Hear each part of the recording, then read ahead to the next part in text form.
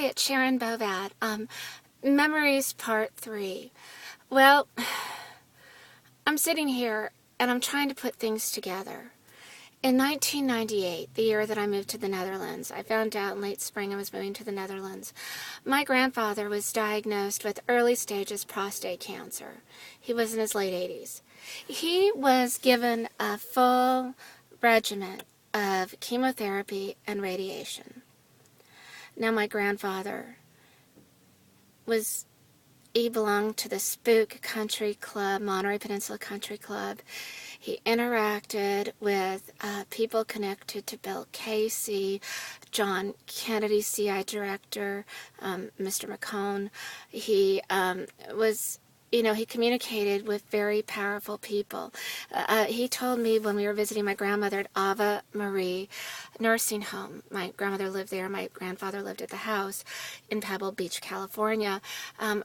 We saw Leon Panetta. He had a relative at Ave Maria. Turns out Ave Maria was they had a lot of spook relatives. It was a Catholic nursing home, and a lot of things happened because it was these people were connected to the people from El Salvador. It's just a very strange part of the military-industrial complex. But I'm not saying Mr. Panetta had anything to do with any of that wacko stuff. He was just a member of Congress back then. This was in 1998. Well, my grandfather got the prostate cancer, and they gave him full chemo and radiation. And I had gone to the Netherlands, and then I came back to see him. And he took me with him to the hospital. And the doctor, he popped his head in and he said, I cannot be in the room when this is happening. Then I went out to the hall and I talked to the doctor. This is at the community hospital in Monterey Peninsula. And the doctor said, what's going on with your grandfather is wrong. I don't approve of it. I cannot be in the room. This man is being killed. And it was 1998. And I really didn't understand. But then the Lockerbie trial, more people were aware of what was going on. And my grandfather, and there's a lot of people that would not have put up with the sham trial. And those people died in 1997. Sonny Bono was very ethical. I mean, you can say what you want about him, but he was very ethical. So was Margaret Lesher. Margaret Lesher was one of these born-again Christians. She was a cocktail waitress. Mr. Lesher actually used to say that he married her because she wanted the job, because it wasn't easy because he was so much in love with his first wife.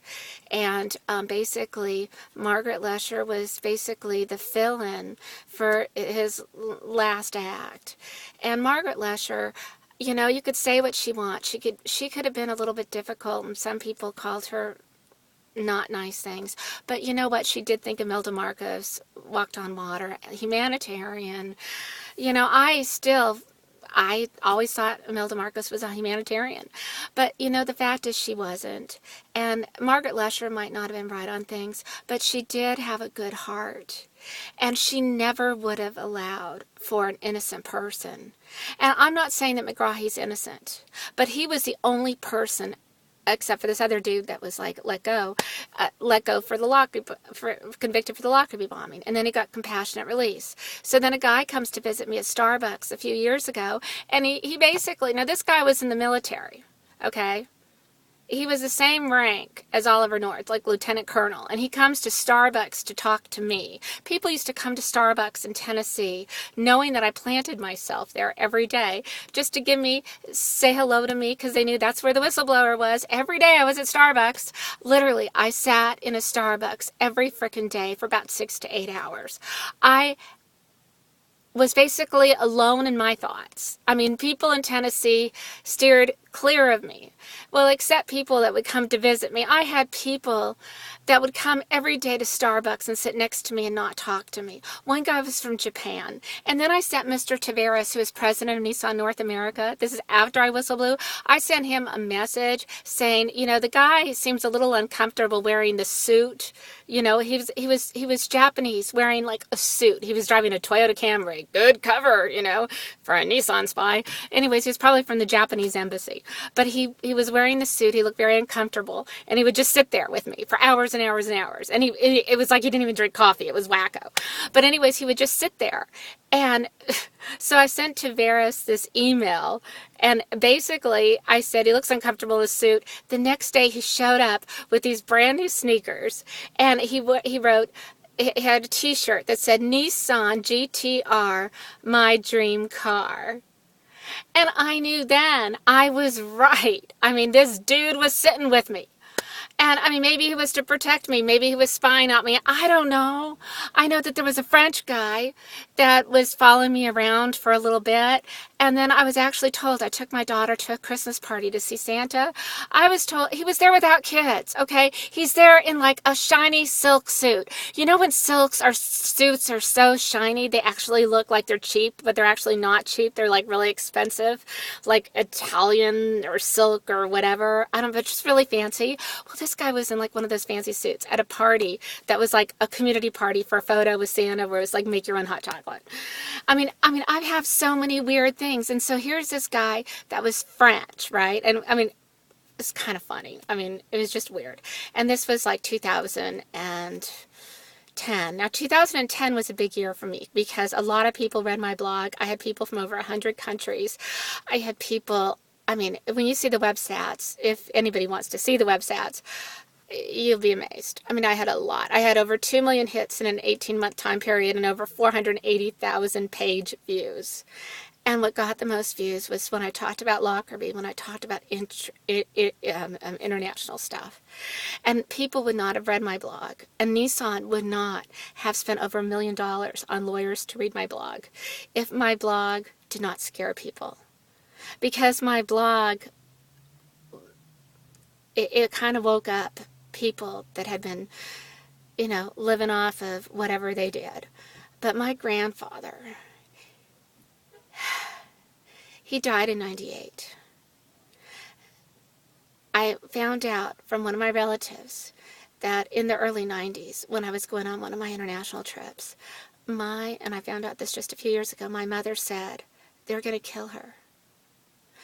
And my mother let me go. I went, and I didn't get killed. Well, obviously didn't get killed. I'm here today. But I actually was going to visit friends overseas, and my mom actually told one of my relatives, they're going to kill her. And then, a few years ago, my mom was diagnosed with Alzheimer's, and when she was in the early stages, she said she forgave me for doing work for the FBI. No, my mom was CIA connected. Okay, so my mom as a child was CIA. My grandfather was Department of Defense. He was Kennedy era. I assume he was DIA. I'm not sure. I've had all these bizarre opportunities in 1993 to go to Georgia, and I didn't even know what Georgia was in 1993. I thought, when I was asked to go to Georgia, I thought I get to go to the Coca-Cola Museum. I actually said it out loud. And then I was told how long the flight was and to bring my own food. So I don't think they were going to kill me if I had to bring my own food. If they were going to kill me, they wouldn't tell me to bring my food because they'd want to taint the food, right? But that's the same year Freddie Woodruff died. And he was a CIA field chief. And it was Alter James. And I always wonder, what would have happened had I gone to Georgia? Would they have killed me? I don't know. But Mark Silverman was the neighbor of Freddie Woodruff. And when he died, he went to his funeral. And Mark Silverman's at Ben Bradley Winter at Gannett. And when we were talking and seeing each other one night, he was telling me about Freddie. And I said, was that the year? Because he was telling me he took Freddie's, they were out at a movie with Freddie Woodruff's wife. And it was actually the Clint Eastwood movie, I think In the Line of Fire. And it was like 1993? That's the year I was asked to go to Georgia. And he was like, yeah. And so it was weird. That's how I made the connection with Silverman. It was because Clint Eastwood belonged to the country club that my mom belonged to, at the Monterey Peninsula Country Club. Actually, on my wedding reception, Clint Eastwood was just there playing golf, and so the people that came thought, oh, it was cool to see Clint. He's not coming to the wedding. You know, it's kind of funny. Maybe I could have had him, like, talk to a chair. Oh, well. So, I mean, I have some wacky memories. But the memory of my grandfather is painful. and that doctor not wanting to be in the room when he had chemo because he said it was. And my mom telling my relative they're going to kill her. Who are they? Who are they? Buck revealed, do you know who they are? I never knew who I did work for because I was just a friendly fixture. I was a convenient person that they could put in situations. And then I'd come back and they'd ask me a ton of questions. Who did you eat with? Who did you sit with? What did you do? Tell me, what did you do? I, Sharon Bovat, never spoke about any of this, until I was attacked. Just like Pearl Harbor, I never set out. I was attacked. Somebody actually told me, they said the difference between you and that woman that is the Susan, forget her name, Lindor, she was one of the CIA whistleblowers. They said she put herself in a position. She basically inserted herself, whereas I was basically outed by people that were doing something unethical, and they decided to discredit me. And, you know, I never wanted credit for anything, because I think I've done some pretty good things in my life. I never asked for credit. And now, all I'm asking for is respect. I don't want to live in fear. I want respect for me, for my child. I want respect for the taxpayers. I want respect for our troops. And this era that's run by they and them, people know that there's an element out there. And they need to quietly retire. I learned a long time ago from my grandfather, it's best to basically mediate, and the best revenge in life is leading a happy life. So I want everybody to know that what I want is just to have a happy life. And that means knowing I have a life. Okay. So I love my grandfather. Papa, I love you. Mom, I'm a little mad that you didn't stop me from going, but I was okay. I'm here. And Mama, I love you. And it took me a while to figure it all out. But if it weren't for you, I wouldn't be strong enough to be able to speak up for all these people.